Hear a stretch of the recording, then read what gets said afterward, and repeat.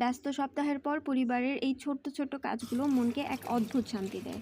ঘরের এক কোণে থাকা এই সবুজ গাছটার যত্ন নেওয়া, রঙিন পাথরগুলো ধুয়ে পরিষ্কার পানি দেওয়া, ঠিক যেন নিজের মনটাকেও একটু রিফ্রেশ করে নেওয়া।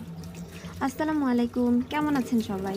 আমরা অনেকেই ঘরের সৌন্দর্য বাড়াতে ইনডোর প্ল্যান্ট রাখি, তবে মাটিতে গাছ লাগানোর চেয়ে আমার মনে হয় পানিতে গাছ রাখা অনেক বেশি সহজ। সপ্তাহে অন্তত একবার এই জারের পানি বদলে দিলে গাছ সতেজ থাকে এবং মশার উপদ্রবও হয় না। আর গাছের সৌন্দর্য বাড়াতে নিচের এরকম কিছু রঙিন পাথর ব্যবহার করতে পারেন। আমার এই গাছটার নাম ফিলোডেন্ড্রন। এটা একটি ইনডোর প্ল্যান্ট। এটা মাটিতেও অনেক সুন্দর গ্রো করে, আবার পানিতেও এর গ্রোথ অনেক সুন্দর হয়।